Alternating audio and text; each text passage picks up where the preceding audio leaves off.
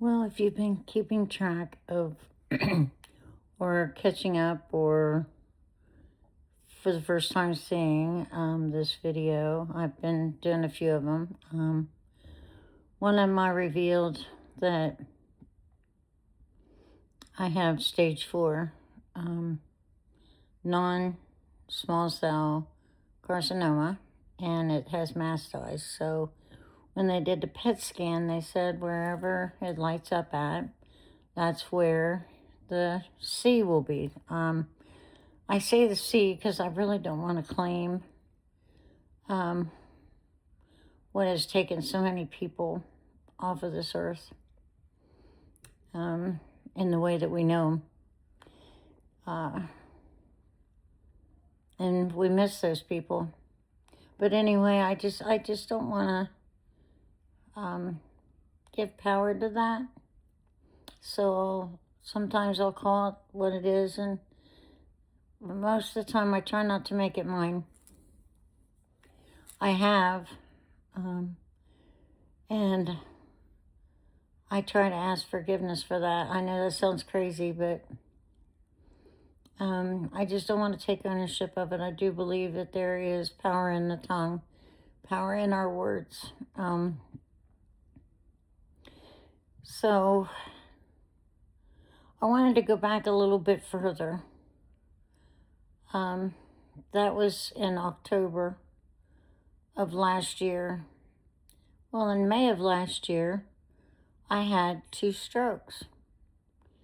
One of them left my left hand, like a claw. And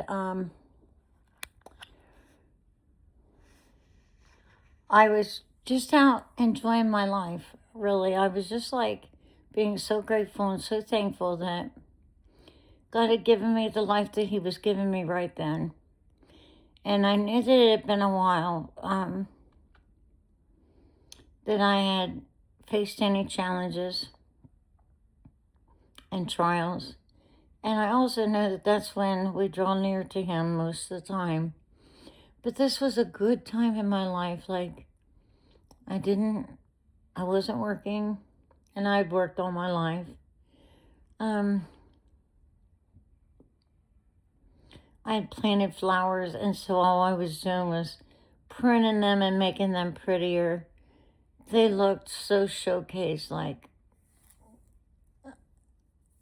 they had just come out of a nursery. They were so pretty. And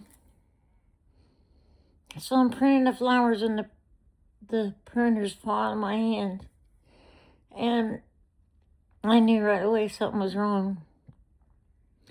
And when I said something's wrong, it didn't come out that way. It came out, la, la, la. You know, I could tell, I could hear it, that I was not making suitable words.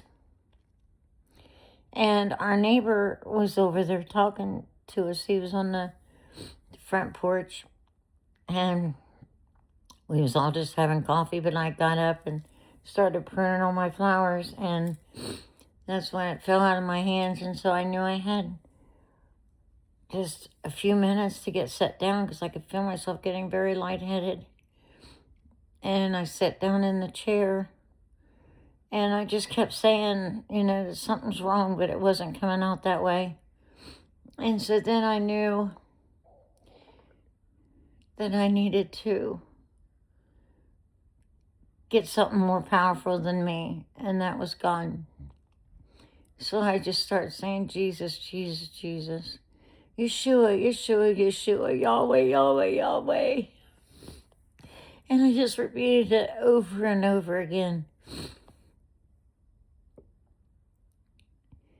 And He started making my voice clear. My hand was still claw-like, but my voice got clear again. And that was by the time we got into the emergency room. We were probably a 7-minute drive from the hospital, so instead of calling the squad, he just took me to the hospital. And so, you know, within that short amount of time, God gave me back my voice. He restored my voice to me. And I can be so thankful for that. Well, I got out of the hospital from that, and the same day I got out of the hospital with that, my husband went in with 2 heart attacks.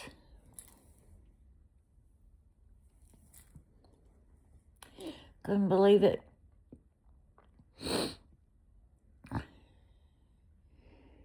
So they called me on my cell phone about physical therapy for my hand. And I told them I can't leave the ICU. I'm in here with my husband. And explained what had happened. And they said it was 2 widowmakers, and he's still alive. It has been amazing what our church has done to help us. And what's more amazing is what God has done. He still has us going. And I want to do the best I can by God while I'm still alive. And I'm hoping this might be it. I don't know if people need to hear this or not. And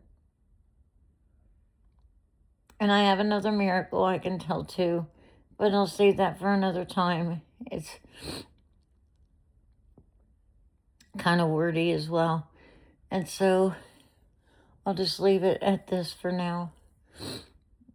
But if you don't have a relationship with God, consider that.